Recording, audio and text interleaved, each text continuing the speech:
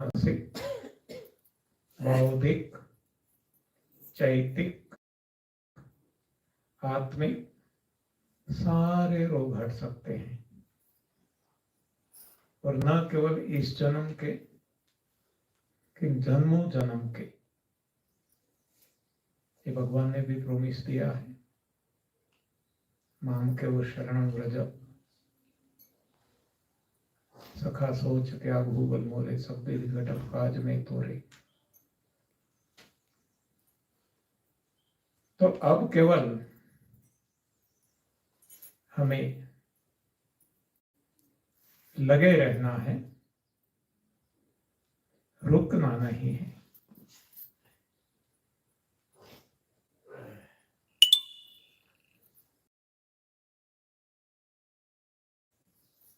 रुक जाना नहीं तू कहीं हार के, कांटों में खिलते फूल बहार के। राही ओ राही, तो हम सब राही हैं, इस रास्ते पे चल पड़े हैं। कांटे तो आएंगे ही, बाधाएं आएगी, और वो हमारी कसौटी है। कहीं भी हम जाएंगे कसौटी तो होगी ही। जितना आगे बढ़ेंगे कसौटी भी ऐसी आएगी। लेकिन इस कसौटी से निकल जाने के लिए, पार होने के लिए, पास होने के लिए प्रभु ही हमें समझदारी, सूझबूझ, शक्ति, जो कुछ जरूरी है देते रहेंगे, जब हम उनके शरणों में समर्पित है, जब हमने शरणागति स्वीकार कर ली है। तो फिर हम जब राही है, मैं देखा कि हमें रुकना नहीं है, चाहे कितनी भी बाधाएं आए। ये हमारी कसौटी है समझकर। तो फिर आगे राही के लिए बताया है कि राही मनवा दुख की चिंता क्यों सताती है, दुख तो अपना साथी है। हम दुख से डर जाते हैं, दुख हमारा साथी है। यदि दुख नहीं तो हम आगे नहीं बढ़ सकेंगे। ये कसौटी है। संत कबीर जी ने भी कहा है ना कि दुख में सुमिरन सब करे, सुख में करे न कोई। सुख में जो सुमिरन करे तो दुख काहे को होए। तो सुख मिला तो भी सुमिरन, लेकिन हम माया में, माया के बंधन में बंध गए हैं, तो जब सुख मिलता है उनको भूल जाते हैं, और जब दुख आता है तो उनको याद करने लगते हैं। तो अब जब माया का बंधन ही छूट जाएगा, तब हम मायापति के शरण में जा सकते हैं। आत्मा भी भीतर है, परमात्मा भी भीतर है, फिर भी आत्मा को परमात्मा से हम मिला नहीं सकते, क्योंकि बीच में जो एक सूक्ष्म अति सूक्ष्म आवरण है वो माया का है। माया जिसको समझाया गया है माँ यानी नहीं, या यानी जो नहीं है फिर भी अपना प्रभुत्व रखती है। माया यानी भ्रमण, भ्रांति। हम सब जानते हैं मृग, हिरण, जहां पानी नहीं है इसके पीछे दौड़ता रहता है, सारा जीवन पूरा कर देता है, फिर भी उनको पता नहीं चलता। वो ऐसा ही मानता है मिल गया, अभी मिल गया, आज नहीं तो कल मिलेगा। हाँ, तो ऐसे हमारी स्थिति है। सुखों के पीछे हम लगे रहते हैं, दौड़ते रहते हैं, आज नहीं तो कल मिलेगा, इस जन्म में नहीं तो अगले जन्म में मिलेगा। तो इसमें हम फंस गए हैं। तो माया का आवरण यदि हट गया तो तुरंत प्रभु तो भीतर ही है, आत्मा परमात्मा दोनों भीतर है, तो वहां कोई समय लगने वाला नहीं है। केवल जरूरी है आवरण हटाना। देखो, हमने जो कुछ अब तक चर्चा की, यहां भी हम देखते हैं कि जब देह के रोग, diabetes, BP, acidity, migraine, set, cancer, जो कुछ हम कहते हैं सारे अनगिनत,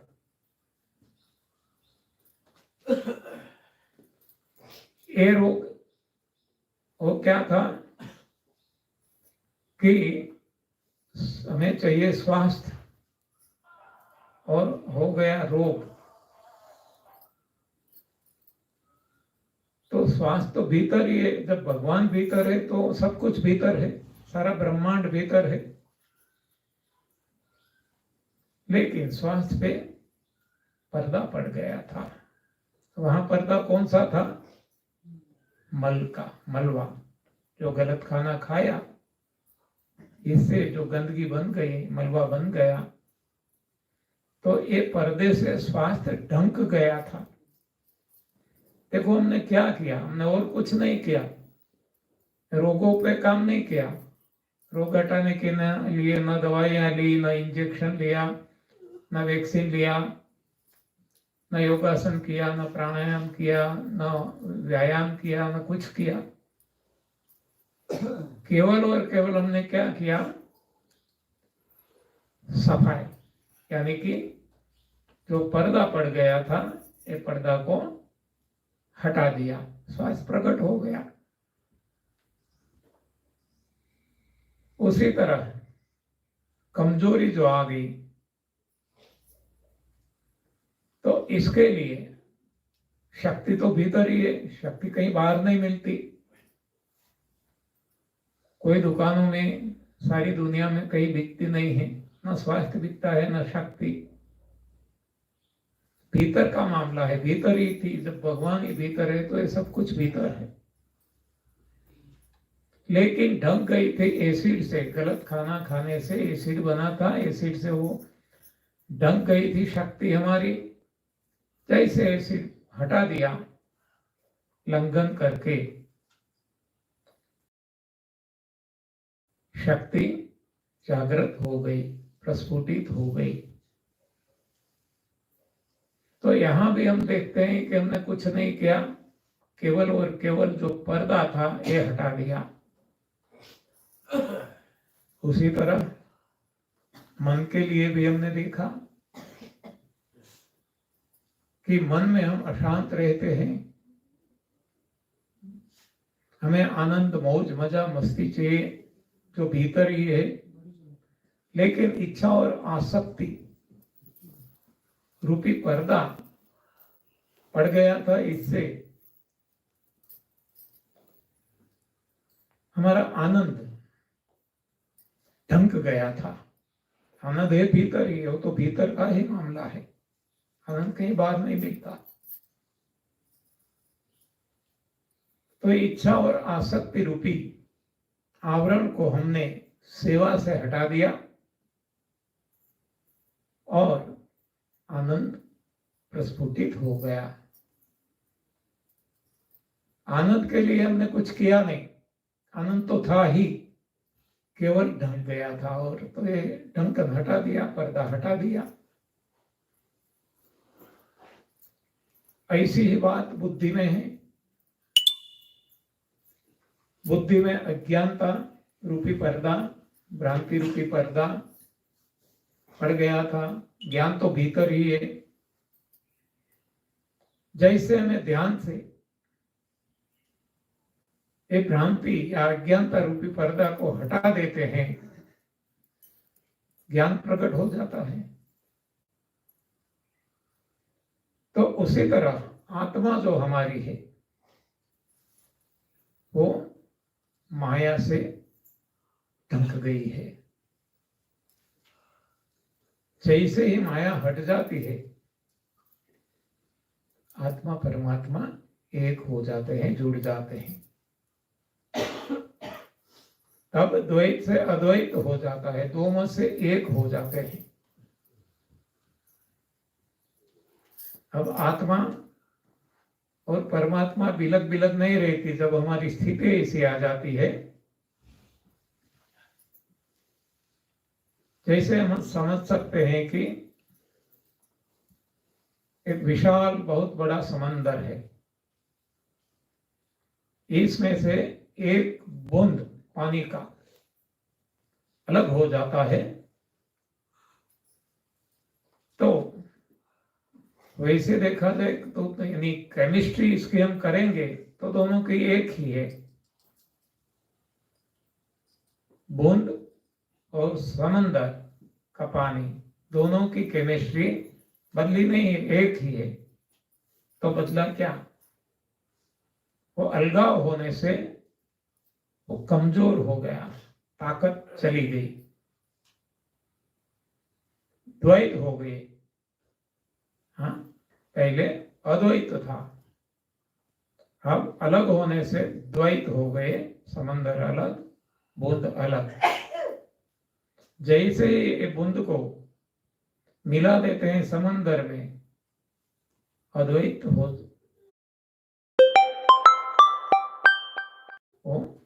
अब द्वैत नहीं रहते। अब जो बूंद है वही समंदर कहलाता है। अब इसके अपनी अलग पहचान ही नहीं रहती। पहले अलग पहचान हो गई थी, ये बूंद, ये समंदर। अब जैसे समंदर में मिल जाता है, अब कोई अपनी पहचान नहीं रहती बूंद की, वो समंदर कहलाने लगता है। तो ऐसा ही आत्मा और परमात्मा के बारे में हम समझ सकते हैं कि जब हम परमात्मा से दूर हो जाते हैं, तब हम खुद को हमारी अलग पहचान समझने लगते हैं और आत्मा परमात्मा को अलग मानने लगते हैं। आत्मा परमात्मा वैसे एक ही है, लेकिन जब आत्मा पानी की बूंद की तरह अलग हो जाता है तो कमजोर पड़ जाता है। और इसीलिए जरूरी है कि आत्मा को परमात्मा से मिला दे। जैसे ही आत्मा परमात्मा से मिल जाती है, अब अपनी अलग पहचान नहीं रहती। कोई भी भक्त जब भगवान को प्राप्त कर लेते हैं तो उनका विलीनीकरण हो जाता है भगवान में, परमात्मा में। तो अब अलग पहचान नहीं रहती, तब ये अद्वैत कहा जाता है। हाँ, जो अपने मूल स्वरूप में वो मिल गया। तो आज हम परमात्मा से दूरी बनाए हुए हैं और जो भी समस्याएं हम झेल रहे हैं इसका कारण और कुछ भी नहीं है, एक ही कारण है कि हम परमात्मा से विलग हो गए हैं। तो हमें करना क्या है? ये समस्या में नहीं चाहिए, ये दुख नहीं चाहिए, ये परेशानी नहीं चाहिए, पसंद नहीं है। हाँ, ये जन्म लेना, मृत्यु, ये भी बहुत दुखी है। जन्म भी दुखदायक है, मौत भी दुखदायक है। तो ऐसे जन्म मरण के फेरे में नहीं पड़ना है। तो हमें परमात्मा से मिल जाना होगा। जैसे ही परमात्मा से मिल जाते हैं, परमात्मा अजन्मा है, निरंजन, निराकार, न उसकी मौत होती है, न जन्म होता है, वो सातत्य है। तो अब जन्म मरण के फेरे अपने आप बंद हो जाएंगे, जिसको मोक्ष कहते हैं। तो मोक्ष की प्राप्ति तब हो सकती है कि जब हम खुद को मिटा देते हैं और परमात्मा में, भगवान में खुद को मिला देते हैं। जब तक खुदाई रहेगी, खुद खुद, मैं मेरा, तब तक हम भगवान से दूर रहेंगे। तो ये तो समझने के लिए बराबर है, लेकिन तो इसके लिए करे क्या? तो ये जो शास्त्रों ने बताया है, तप सेवा सुमिरन का मार्ग, तप दान यज्ञ का मार्ग, रोजा जकात नमाज का मार्ग, फास्टिंग चैरिटी प्रेयर का मार्ग, उपवास दसवन सिमरन का मार्ग, एक ही मार्ग है, नाम बिलक बिलक दिए गए हैं। तो इस मार्ग पे चलेंगे तो हम एक ना एक दिन परमात्मा से जुड़ जाएंगे, हमारी आत्मा जुड़ जाएगी, यानी कि माया हट जाएगी, माया रूपी जो पर्दा है वो हट जाएगा। इसके लिए हमें खुद को उन्नत करना है। सारे धर्मशास्त्र, जो कुछ स्पिरिचुअलिटी, जो आध्यात्म हमें सिखाता है, यही सिखाता है कि प्रभु से कैसे जुड़ना, भगवान से कैसे जुड़ना, परमात्मा से कैसे जुड़ना। लेकिन दुर्भाग्यवश इंसान ने अपने शास्त्र बना लिए, ये सारे भौतिक शास्त्र, रसायन शास्त्र, शरीर शास्त्र, पुस्तक शास्त्र, खगोल शास्त्र, ऐसे,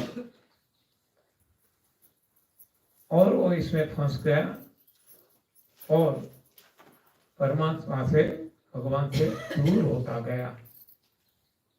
और जितना दूर जाता है उतना वो दुखी रहता है, और दुख से, दुखों को दूर करने के लिए नाना प्रकार के गलत प्रयास कर रहे हैं। सही प्रयास होते तो दुख दूर हो जाते, लेकिन गलत दिशा के प्रयास कर रहे हैं। तो सही और गलत हमें समझना होगा।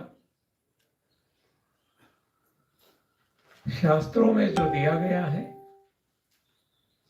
वेद पुराणों में दिया गया है, दिव्य वाणी है, प्रभु वाणी है, और भगवान सबका भला करते हैं तो सबके भले के लिए ये सारे शास्त्र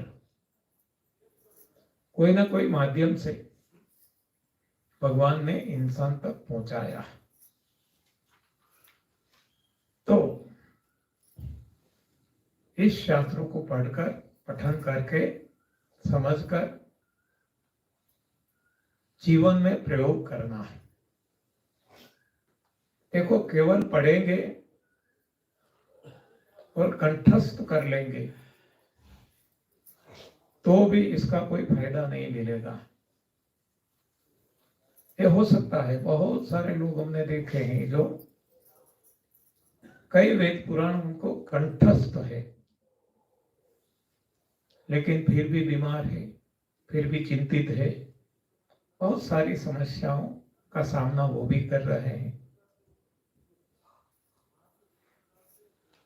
तो केवल कंठस्थ करने से फायदा नहीं है, इसको समझकर जीवन में अपनाना है, प्रयोग करना है। प्रभु कृपा से मेरे जीवन में, मेरी समझ में आ गया।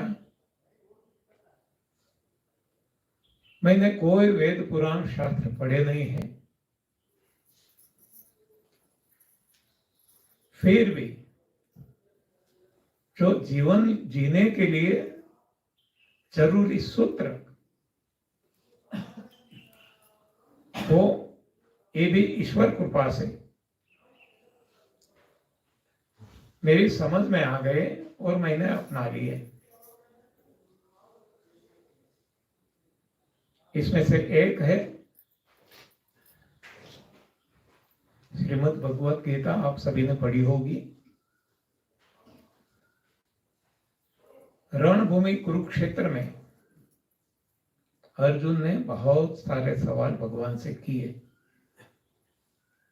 सारे सवालों के जवाब भगवान देते रहे और अर्जुन के मन में सवाल उठते ही रहते थे। तो कुछ जानने के लिए बार सवाल पे सवाल किए जाता था। अंत में भगवान अपनी ओर से कहते हैं कि हे अर्जुन, छोड़ सारे धर्मों को, कर्मों को, एक कुछ सब कुछ समझने से तुझे फायदा क्या है? हम गोष्ठी करते रहे जीवन भर, तुझे क्या फायदा मिलने वाला है? माम केवल शरणम व्रज, मेरी शरण में आ जा, मैं तेरे करोड़ों जन्मों के पाप तत्क्षण हटा दूंगा। भगवान ने प्रॉमिस दिया। पहले सारे सवालों के जवाब दिए, अंत में ये बताया कि ये सब कुछ जानने से तो क्या फायदा।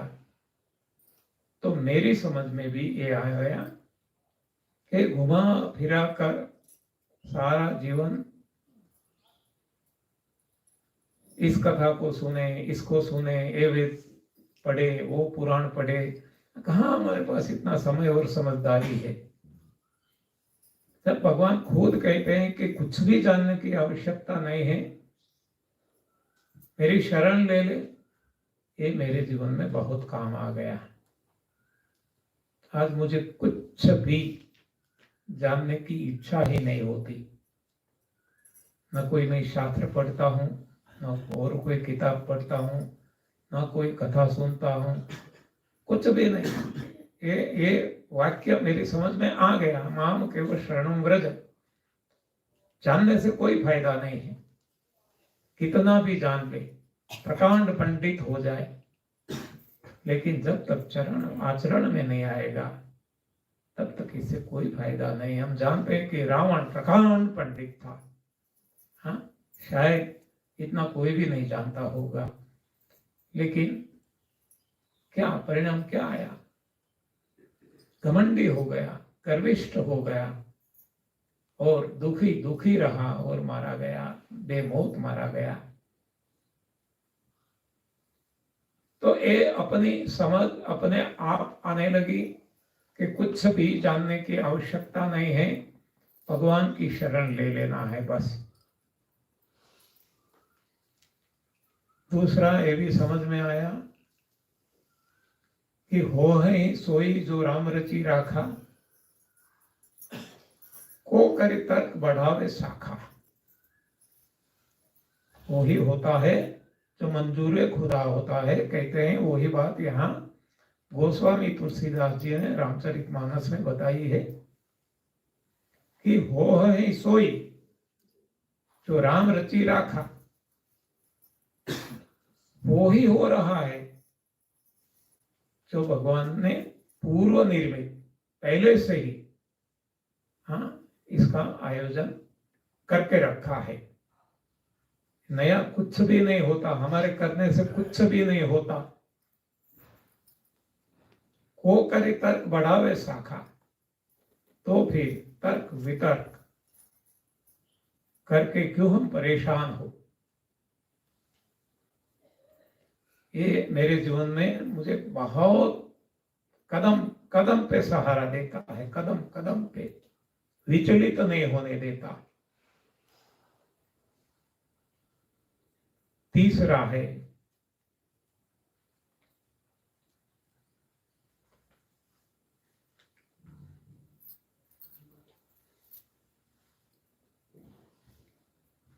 जन्म मरण, हानि लाभ, यश अपयश, विधि हाथ। हाँ देखो, हमें यही परेशान कर रहा है ना।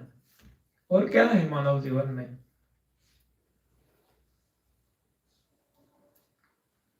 हम यश प्राप्त करना चाहते हैं, तो इसके लिए नाना प्रकार के सही या गलत सब कुछ कार्य करने के लिए तैयार हो जाते हैं।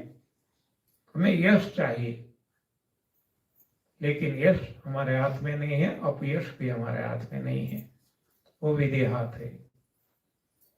हानि लाभ, कोई हानि नहीं चाहता, हमें लाभ ही चाहिए। लेकिन हम देख रहे हैं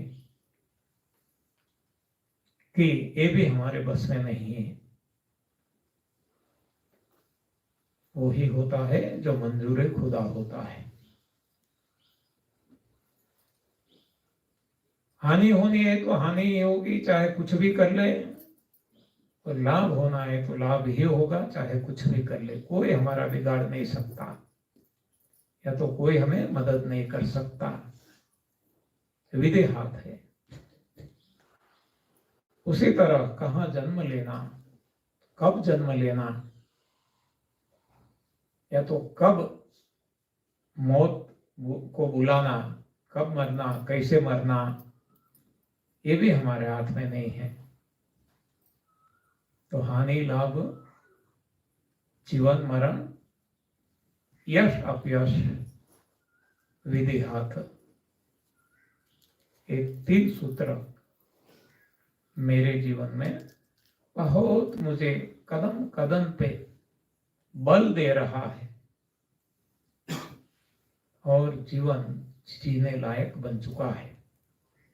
मौज मजा मस्ती आनंद से जीवन जीने के लिए ये स्वर्णिम सूत्र मेरे जीवन में काम आ रहे हैं। और चौथा, हुआ कहा हूं मैं अनुभव अपना। हुआ कहा हूं मैं अनुभव अपना। शिव जी कहते हैं, सत हरि भजन जगत सब सपना। हम स्वप्न के पीछे पड़े हैं। मुझे बंगला मिल जाए, गाड़ी मिल जाए, नौकर चाकर मिल जाए, संतति, ये वो जो कुछ हम सारा जीवन इसके पीछे पड़े रहे हैं। वो जगत, भगवान शिव जी कहते हैं कि हे उमा, एक स्वप्न है, इससे अलावा कुछ भी नहीं है। जैसे हम स्वप्न देखते हैं शैया में सोए हुए हैं, स्वप्न आता है कुछ सेकंड, कुछ मिनट, कुछ घंटों का, और हमें लगता है कि मैं महान सम्राट हो गया,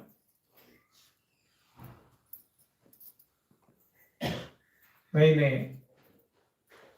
ये कर लिया, वो कर लिया, मेरा साम्राज्य इतना बढ़ा दिया, मेरे पास नौकर है, चाकर है, ये है, वो है, सब कुछ, सारी समृद्धि है। लेकिन जैसे नींद खुल जाती है, हम तो हमारे कमरे में शैया पे सोए हुए हैं, तब पता चलता है कि ये तो कुछ समय का एक स्वप्न था जिसमें हम सम्राट थे। उल्टा भी होता है, कभी कभार स्वप्न ऐसे आते हैं कि मुझे ऐसे गंभीर रोग आ गए, मेरे परिवार में ऐसी ऐसी समस्याएं आ गई। बहुत सारे स्वप्न होते हैं ना, वो तो हर किसी को अनुभव है। लेकिन जब नींद खुल जाती है तब पता चलता है कि ऐसा कुछ है ही नहीं, हम तो शैया में लेटे हुए हैं, सोए हुए हैं हमारे कमरे में। बस तो एग्जैक्टली वैसा ही ये स्वप्न है जो देखते हैं। आज मैं बोल रहा हूं, आप सुन रहे हैं, आप दूर सुदूर से यहाँ दिव्याशीष आश्रम में आए हुए हो। ये दिव्याशीष आश्रम ऐसा भव्य बना हुआ है, हाँ, ये जो कुछ केवल और केवल स्वप्न है, सच कुछ भी नहीं है। हमें दिखता है, हमें लगता है, हूबहू दिखता है कि नहीं, ये आवाज सुनाई देती है, ये बोलते हैं, ये फिगर है, लेकिन जैसे वो स्वप्न में दिखता है ऐसा ही दिखता है। ऐसा एक लंबा स्वप्न है, कुछ सालों का है और कुछ फर्क नहीं है। इसलिए भगवान शिव जी कहते हैं कि सत हरि भजन, तो हमें हरि भजन करना है, सत को पकड़ना है, असत को नहीं, स्वप्न को नहीं। लेकिन हम सब स्वप्न को पकड़े हुए हैं, और यही तो समस्या है कि स्वप्न आज ऐसा भी आए, कल ऐसा भी आए, स्वप्न तो बदलता रहता है। तो हम दुखी सुखी, दुखी सुखी रहते हैं, जो सनातन नहीं है। नरसिंह मेहता ने कहा है, सुख दुख की व्याख्या दी है, गुजराती है,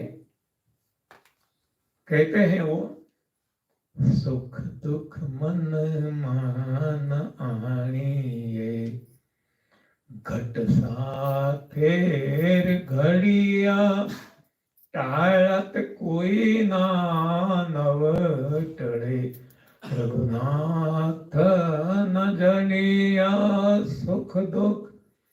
तो नरसिंह मेहता जी कृष्ण भक्त हो गए, भगवान ने सारे काम जभी जभी जरूरत पड़ी आकर कर दिए, सारे काम। अपनी बेटी का ब्याह, अपने पिताजी का श्राद्ध, किसी को हुंडी लिख दी थी, जैसे आज हम चेक लिखते हैं, तो एक इसका भी स्वीकार किया। बहुत सारे काम, जब भी भगवान को पुकारा, नरसिंह मेहता ने हाजुर हो गए। तो ये नरसिंह मेहता ऐसा बताते हैं कि सुख और दुख, इस पे जोर नहीं देना है, मन में नहीं लेना है। क्यों? ये तो धूप और छांव की तरह है, ये दिन और रात की तरह है, उजाला अंधारा की तरह है, वो तो आएगा जाएगा, और वो अटल है। हाँ, टाला ते कोई ना नव टाले, अटल है, कोई इसको मिटा नहीं सकता, हटा नहीं सकता, क्योंकि ये भगवान का दिया हुआ है। जैसे दिवस रात्रि है, भगवान ने बनाई है, कोई इसको अटल है। सुख दुख के पीछे हमें हमारा मन नहीं लगाना है, कोई जोर नहीं लगाना है।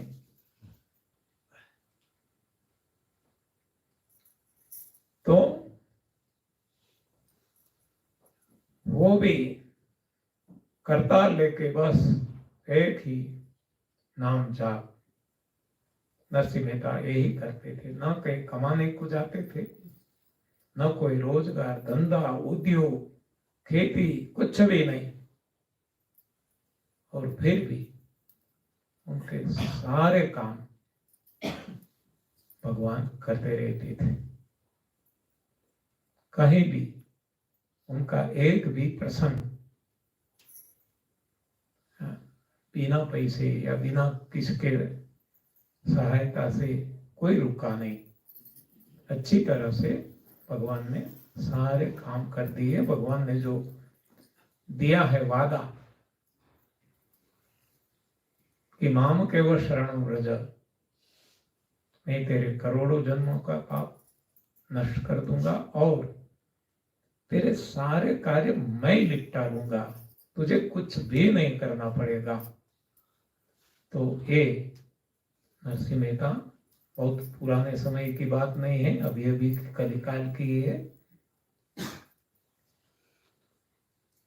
तो हमें नरसिंह मेहता की तरह, मीराबाई की तरह, अन्य जो कोई भक्त हो गए, भक्तों की तरह, तपस्वी की तरह, हमें हमारे जीवन को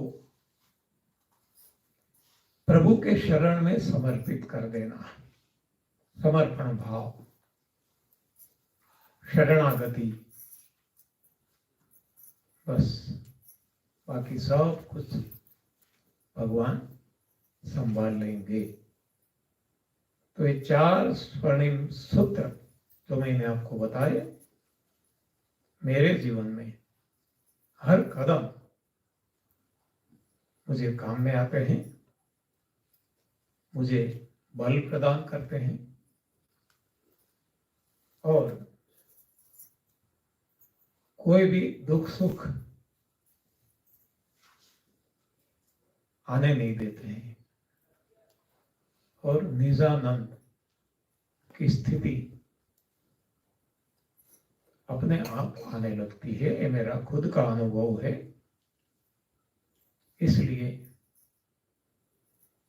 मैं हर किसी को 2 हाथ जोड़ के नम्र विनम्र प्रार्थना करता हूं कि ये जो स्वप्नवत जगत है, इसके पीछे दौड़ न लगाएं। जो भी होता है उनकी मर्जी से हो रहा है और ये केवल एक नाटक है। जो हमें दिखता है वो कुछ का कुछ नहीं दिखता, वो सब कुछ।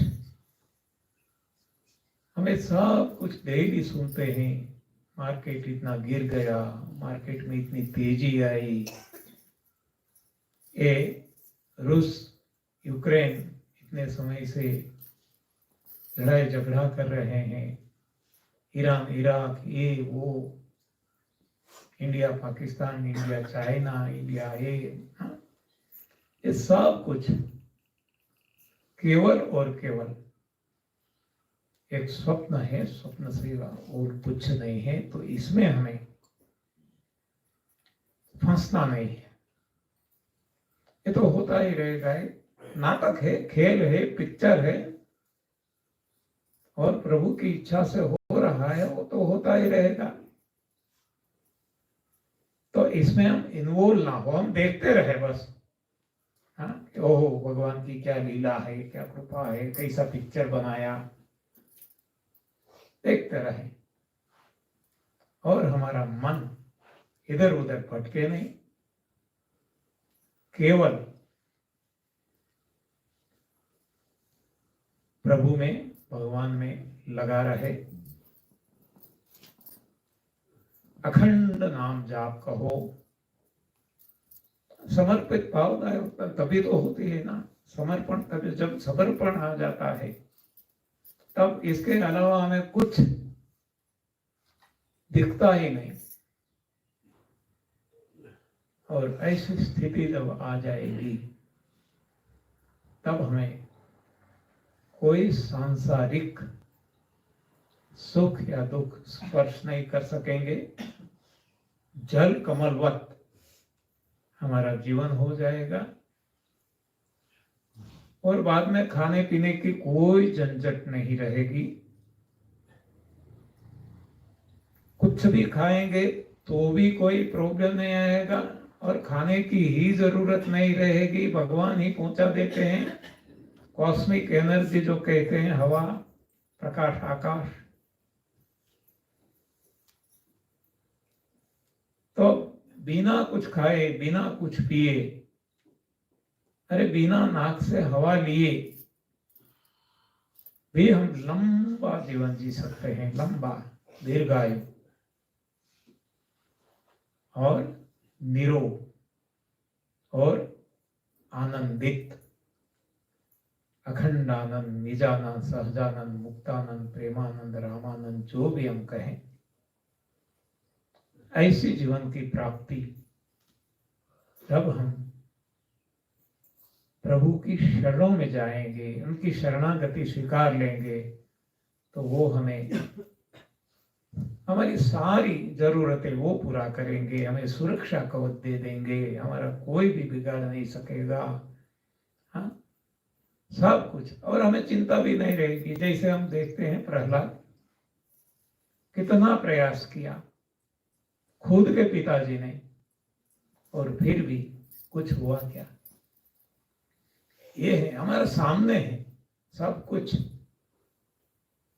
लेकिन जब तक हम माया में ग्रसित है, तब तक ये माया का पर्दा है, वो हमें सत असत में, एक भूल भुलैया में फंसा देता है। तो ये माया को हटाने के लिए शास्त्रों में ये जो तप सेवा सुमिरन का रास्ता दिया है, इस पे चलेंगे तब समर्पण भाव इसका परिणाम होगा, अपने आप मिलेगा। अपनी कक्षा बढ़ती जाएगी, कुछ नहीं करना पड़ेगा, बस भगवान हमें उत्तरोत्तर उच्चतम स्थिति पे ले जाएंगे। तो ये मेरा खुद का अनुभव मैंने आपको बताया। मैंने कोई वेद पुराण शास्त्र नहीं पढ़े हैं और रुचि भी नहीं है पढ़ने की।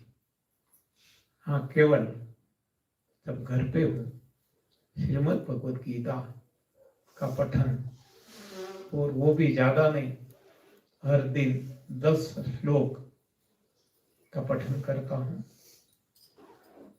अब ये भी एक यंत्रवत लगता है, क्योंकि बार बार पठन किया, इसमें जो निचोड़ है वो मेरी समझ में आ गया कि छोड़ सारे धर्मों को, कर्मों को, जानने से क्या फायदा, माम केवल शरणम व्रज, बात खत्म। ये गीता सार मेरे लिए हो गया। तो ज्यादा कुछ जानने की जरूरत नहीं है, बस केवल प्रभु की शरणागति। तो यहाँ पढ़ाई की कोई जरूरत नहीं है अनपढ़ के लिए। यहाँ शबरी कहाँ पढ़ी लिखी थी? और कोई भक्त हम कहे, नरसिंह मेहता, कोई भी कहाँ पढ़े लिखे थे? तो यहाँ पढ़ाई की जरूरत नहीं है। पढ़ाई से पंडित हो सकते हैं, लेकिन ज्ञानी नहीं हो सकते। ज्ञान भीतर का मामला है जो भगवान देते हैं। तो जब जीवन का लक्ष्य हमारी समझ में आ जाए, हम निश्चित कर ले, तो अब हमारा रास्ता क्लियर होगा। अब ना इधर ना उधर, ना ऊपर ना नीचे, नहीं कहीं भटकते नहीं रहेंगे। अन्यथा भटकते भटकते सारा जीवन हमारा व्यर्थ जाएगा।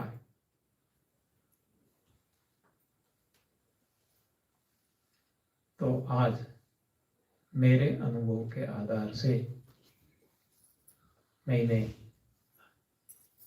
आपके सामने मेरे विचार रखे।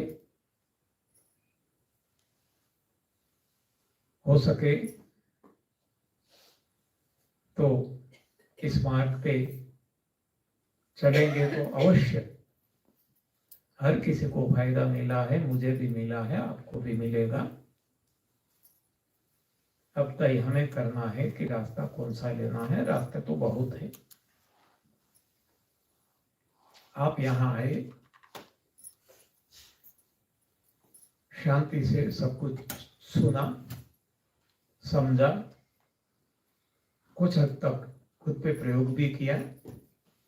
अब घर जाके इसको भूल नहीं जाना है, इसको आगे बढ़ाना है और जहां तक हो सके हमारा अनुभव शेयर करना है। देखो, और कुछ हमें नहीं, हम बोध पाठ नहीं देना है, हमें किसी को आदेश नहीं देना है, तू ऐसा कर, तू ऐसा कर, तू ऐसा कर। हमारा अनुभव ऐसा है, अब जिसके भाग में है वो पकड़ लेंगे, पूछेंगे तो जवाब देना है, अन्यथा पीछे नहीं पड़ जाना है। हमने ऐसा देखा है बहुत, खुद को लगता भी है शुरू की हमारी स्थिति थी कि इतना सहज रास्ता है, लोग इतने परेशान हो रहे हैं, तो हम सामने से उनको रोक के ये सब कुछ बताते थे। देखो, ये हमारा अनुभव है, करो, हाँ, आपका मोटापा कम हो जाएगा, आपकी ये सारी समस्या, डायबिटीज चला जाएगा। लेकिन जब सामने से जाते थे कोई सुनने को तैयार नहीं थे। हाँ? तो सामने से कभी नहीं जाना, केवल एक बार हमारा फर्ज है बता देना। बाकी उनको जब भूख लगती है, प्यास लगती है, हमारे पास आते हैं, तब उसको खिलाना पिलाना। बिना भूख खिलाएंगे तो वो कुछ न कुछ इसमें से दोष निकालेंगे, बिना प्यास पिलाएंगे तो भी वो पिएंगे नहीं। तो जब भूख लगती है, प्यास लगती है, हमारे पास आते हैं, तब अवश्य हमारी फर्ज है हमें हमारा अनुभव सुनाना है और कुछ नहीं। हमारा अनुभव ऐसा रहा, पहले हमारी स्थिति ऐसी थी, हमने ये किया, हमारा अनुभव ऐसा रहा। बाद में तो वो खुद करेंगे तो खुद को पता चलता जाएगा, उनका आत्मविश्वास बढ़ता जाएगा। तो जो सुनने को तैयार नहीं है, एक बार आपने बताया, आपको पता चल जाएगा कि इसको ये पसंद नहीं है, तो उनके पास कभी नहीं जाना, कभी नहीं सुनाना। श्रीमद् भगवद गीता में भी भगवान ने अर्जुन से कहा है कि तू मेरा गुणगान, तू मेरा है जो तुझे ज्ञान मिला, सभी में बांट भक्तों में। लेकिन जो कोई मुझसे नाराज है, मुझको मानने को तैयार नहीं है, मुझसे विमुख है, उनको तो कभी भी न सुनाना। तो ये सारी बातें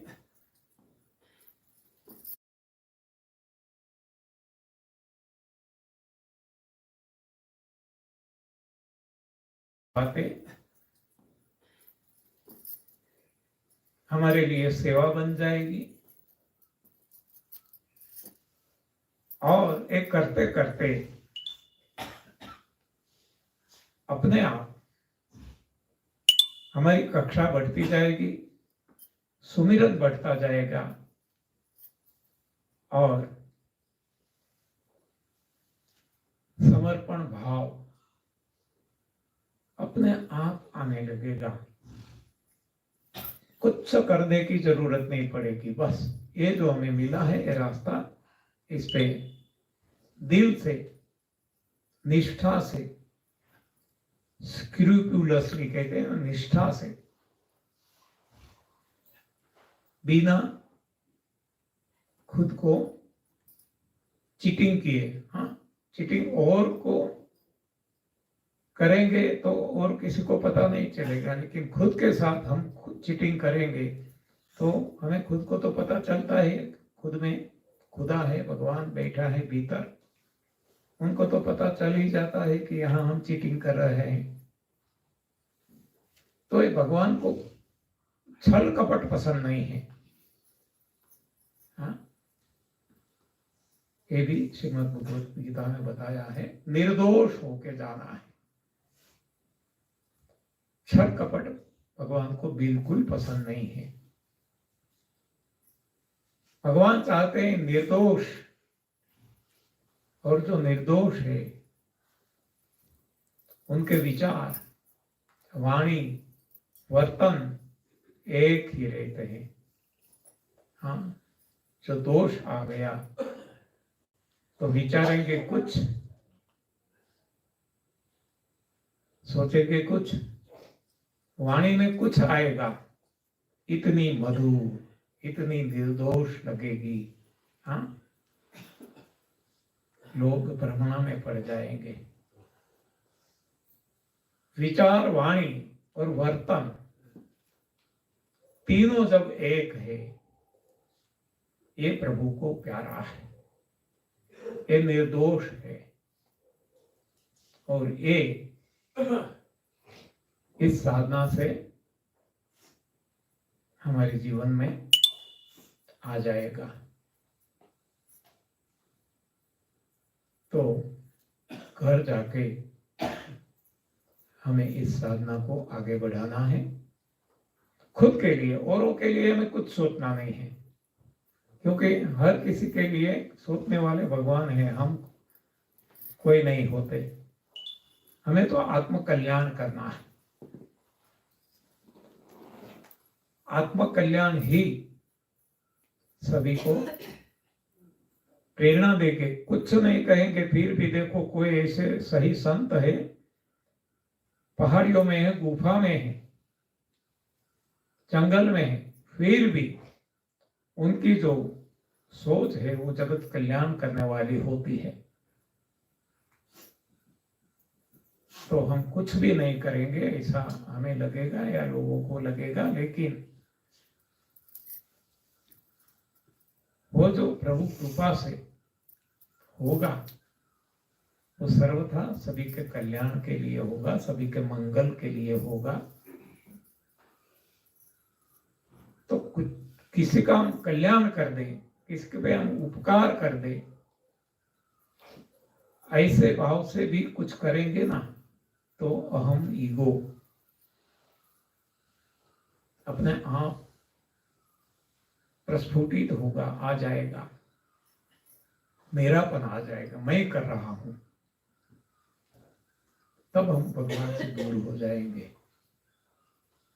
तो हमें आत्म कल्याण है करना है, खुद का कल्याण करना है, खुद के दोष देखना है, और वो दोष हमें दिखाई देंगे। बहुत दोषों से हम भरे भरे हैं, और इसी जन्म के नहीं, करोड़ों जन्म के हो सकते हैं, क्योंकि वो तो हमारे साथ आता है। शरीर पड़ा रहता है, और आत्मा के साथ ये जो हमारे कर्म कहते हैं, संस्कार कहते हैं, वो तो साथ साथ जाते हैं। तो बहुत जन्मों के संस्कार, दोष हमारे भीतर पड़े हैं, इसको हमें हटाना है, इसको निकालना है। तो इसके लिए भीतर जाना होगा। आज हम बाहरी दोष लगाते हैं, इसी हिसाब से हमें कुछ नहीं मिलता, व्यर्थ चेष्टा करते रहते हैं, व्यर्थ जीवन गंवा देते हैं। तो हुए माए, मैं कौन हूं, मेरा जन्म क्यों है, मुझे क्या करना है, ये मानव जन्म मिला है, ये जब सोचेंगे, भीतर जाएंगे, तो जो भीतर गए उनका अनुभव है, वो कहते हैं कि जैसे मैं भीतर गया, मैं भी तैर गया। तो ये तैरने का रास्ता है, भीतर जाने का। बाहरी रास्ता है, डूबने का है। लेकिन सारा जगत बाहरी दोष लगा रहा है, और यही तो कारण है कि हर कोई परेशान है। इसी जगत में रहकर आत्म कल्याण के लिए जब हम भीतर जाने की कोशिश करेंगे, तो हमें जल कमलवत, हाँ, यानी कि ये जगत कि जो दुख या जो कुछ है वो हमें स्पर्श नहीं कर पाएंगे, सुरक्षा कवच हमारा बना रहेगा। तो ये जो कुछ हमें मिला है यहाँ, इसको इसका रटन करते रहें। हाँ, नाम जाप, कोई भी ऐसा नहीं कि राम का ही, कृष्ण का ही,